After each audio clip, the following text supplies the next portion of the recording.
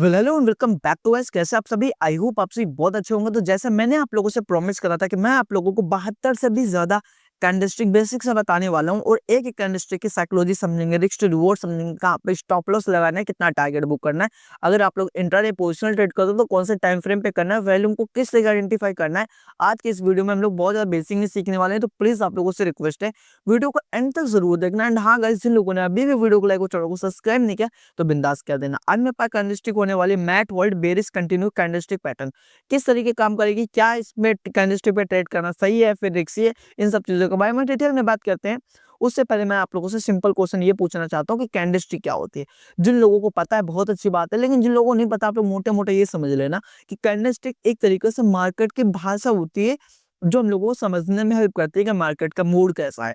यहाँ से बाइंग आ सकती है, सेलिंग आ सकती है, या फिर मार्केट अभी एक ही रेंज में फंसी रहेगी। ये हम लोगों को काइंडनेस से बताती हैं और कहीं ना कहीं इसको एक तरीके से यूज भी कर सकते हैं अपने Indian market, crypto, forex, commodities, कहीं पर भी। और कई सारी कैंडल्स कई सारे पैटर्न भी बनाते हैं। आप लोगों ने सुना भी होगा M pattern, W pattern, double top, triple top, ascending, descending. तो कहीं ना कहीं वो कैंडलस्टिक से ही मिलकर बनती हैं। मैंने आप लोगों को सिंगल, जब कैंडलस्टिक का पहला वाला जो वीडियोस था उस पर मैंने आप लोगों को बताया था कि ग्रीन कैंडल का ओपनिंग प्राइस यहाँ पे होता है, क्लोजिंग प्राइस यहाँ पे होता है, हाईस का यहाँ पे होता है एंड इसके विक्स के जस्ट नीचे होता है लो। रेड कैंडल में हम लोग को ये देखने के लिए मिलता है कि ओपनिंग प्राइस यहाँ पे होता है, लो यहाँ पे होता है, क्लोजिंग यहाँ होती है और हाईस का यहाँ पे होता है। आप लोग इतना समझ लेना, ग्रीन कैंडल रेड कैंडल के जस्ट अपोजिट होती है। आप लोग इतना समझ लेना। अब हम लोग क्या देखने के लिए मिलता है, यहाँ पे बेरिश कंटिन्यू के बारे में बात हो रही है। मतलब इसके बारे में हम लोग ये समझ सकते हैं कि कहीं एक बेरिश का मतलब डाउन ट्रेंड में कहीं बीच पे एक कैंडलस्टिक फॉर्मेशन होगा। और इस कंटिन्यू का मतलब ये होता है कि भाई इस जो ट्रेंड चल रहा है, डाउन ट्रेंड जो चल रहा है एक तरीके से, इसको और वो कंटिन्यू रखेगा। तो इसमें कुछ चीजें होती हैं जो हम लोगों को समझनी जरूरी है।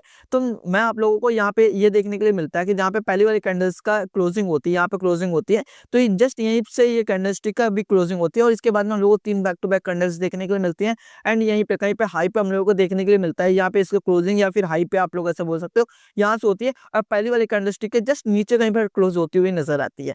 अब किस तरीके काम करते हैं, क्या क्या चीजें हम लोग को याद में रखनी जरूरी है, यहाँ पे आप लोग देख सकते हैं। यहाँ पर भी और यहाँ पर भी पहली वाली कैंडल्स को यहाँ पर आप लोग ऐसा देख सकते हैं, दूसरी वाली कैंडल्स जो चौथी वाली जो कैंडल्स है पहली वाली कैंडल्स के कहीं नीचे आके क्लोज हुई है।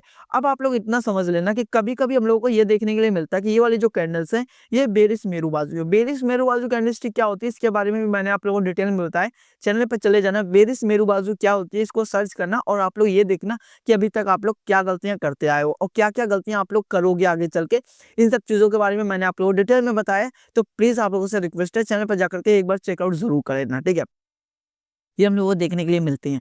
और आप लोग यहाँ पर ये देख सकते हैं कि किस तरीके यहाँ पे सपोर्ट का काम कर रही है। सपोर्ट पे आने के बाद में इस कैंडलस्टिक का फॉर्मेशन हुआ, जस्ट इसके ऊपर का हम लोगों को क्या करना है, स्टॉप लॉस रखना है और जो रिस्क टू रिवॉर्ड रखना है वो कितना रखना, वो 1:2 रखना है। लेकिन सिंपल लॉजिक आप लोग समझिए कि मैं आप लोगों को क्यों समझाना चाह रहा हूँ। इसके पहले टेक्निकल्स के बारे में बात करते हैं। यहाँ पे ये सपोर्ट हो गया, यहाँ पे रेजिस्टेंस हो गया। अब कुछ लोग बोलेंगे भाई रेजिस्टेंस पे क्यों नहीं करा, मैं आप लोगों को उसका भी लॉजिक बताता हूँ। क्योंकि सपोर्ट एंड रेजिस्टेंस एक ऐसी चीज होती है जहाँ पे कैंडलस्टिक की ज्यादा एक्यूरेसी हो जाती है। जहाँ पे अगर कैंडलस्टिक को सही से तुमने पकड़ लिया ना, तो इंटरडे के अंदर जो आप लोग 5 मिनट, 15 मिनट और 1 आवर जो आप लोग यूज करते होगे एंड पोजिशनल ट्रेडिंग के लिए, आप लोग जो 1 डे और 1 वीक का आप लोग जो चार्ट यूज करते होगे, जहाँ पे आप लोग इंटरडे के अंदर कहीं पे ब्रेकआउट अच्छे से मिल गया, रेजिस्टेंस है, सपोर्ट पे, तो वहाँ पे स्टॉप लॉस होता है काफी ज्यादा छोटा हो जाता है। मतलब आप लोग इतना समझ लेना 4 से 5 पॉइंट का राउंड हो जाता है। आप लोग इतना समझ लेना मोटा मोटा, ठीक है। तो यहाँ पे हम लोग को ये भी देखने के लिए मिलता है कि इस एरिया पे कहीं ना कहीं जो स्टॉप लॉस होगा वो 4 से 5 पॉइंट का राउंड होगा। अब मैं आप लोगों को एक एग्जांपल के थ्रू से और समझाता हूँ ताकि आप लोगों को चीजें बिल्कुल क्लियर हो जाए। यहाँ पर भी हम लोगों ने यहीं पे देखा कि इसके नीचे जस्ट आकर के, ये पहली वाली के जस्ट नीचे यहाँ पर आकर के कैंडल क्लोज हुई। हम लोगों ने 1:2 का रिस्क टू रिवॉर्ड रखा। इसके बाद में क्या देखा, इसके बाद में हम लोगों ने ये देखा क्योंकि फ्यूचर में हम लोग क्वांटिटी 10,000, 20,000, 50,000 कर सकते हैं जितना हम लोगों के पास कैपिटल होगा। अगर आप लोग सिंगल लॉट से ट्रेड करते होगे, अगर आप लोग बिगिनर हो तो आप लोग एक इस रोड मैप को थोड़ा सा समझो। आप लोगों के पास 10,000 का कैपिटल है मान लो, ठीक है। इस पे आप लोग क्या करते हो, 10% का भी लॉस करते होगे, उसको आप लोगों को 10% ना, आप लोगों को क्या करना है, 3% का लॉस करना है। मैंने आप लोगों को बताया इंटरडे के अंदर 5 से 6 पॉइंट का स्टॉप लॉस बनेगा।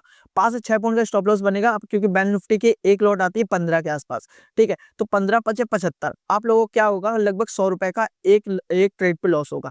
आप लोग अगर 3 ट्रेड भी लगातार भी लॉस करते हो ना, तो आप लोगों को एक महीने के अंत में, क्योंकि 22 डेज लगभग मार्केट ऑन रहती है, तो यहाँ पे आप लोगों को ये देखने के लिए मिलेगा 1,000, 2,000, रुपए आप लोगों के पास बच जाएँगे।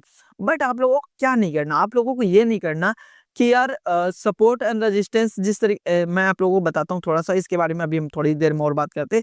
तो हम लोगों को वॉल्यूम बढ़ते हुए क्रम में देखने के लिए मिलेंगे, यहाँ पे इस तरीके देखने के लिए मिलेंगे। अब मैं आप लोगों को मेन लॉजिक के बारे में बात करता हूँ कि क्या आप लोगों को नहीं करना। आप लोगों को ये नहीं करना, जिस तरीके मैंने आप लोगों से बता दिया कि यहाँ पे ये रेजिस्टेंस है, यहाँ पे ये सपोर्ट है। अभी मैंने आप लोगों को दिखाया सपोर्ट पे काम करी, यहाँ पे रेजिस्टेंस पे काम करेगी भाई, हर जगह काम करेगी। बट आप लोगों को लॉजिक को समझो। अगर मैंने आप लोगों से बोल दिया कि भाई इस कैंडलस्टिक पे यहाँ पे ट्रेड कर लो, नहीं, बिल्कुल भी नहीं। आप लोगों का ओपिनियन है, आप लोगों का पैसा, तो आप लोगों का भी ओपिनियन होना चाहिए कि भाई मैं क्यों लगा रहा हूँ, किस लिए लगा रहा हूँ। ये इन सब चीज़ों का आप लोगों के पास भी लॉजिक होना चाहिए। तो आप लोग अगर कोई भी स्ट्रैटेजी यूज़ करते होगे, आप लोग कोई भी इंडिकेटर यूज़ करते होगे, सपोर्ट एंड रेजिस्टेंस अगर आप लोग यूज़ करते होगे, तो उस पे ट्रेड करो, या फिर कोई भी ट्रेड लाइन अगर आप लोग यूज़ करते होगे, तो आप लोग उस पे ट्रेड करो कि भाई किस तरीके काम कर रही है। मैं आप लोगों से ये नहीं बोलता कि भाई इस सिंगल कैंडलस्टिक पे ट्रेड कर लो, काफ़ी ज़्यादा रिस्की हो जाता है, बस इस वजह से मैं आप लोगों से नहीं बोलता। आप लोग और भी इसमें देखो कि क्या इसमें बाइंग या सेलिंग की चांसेस हैं या फिर नहीं है।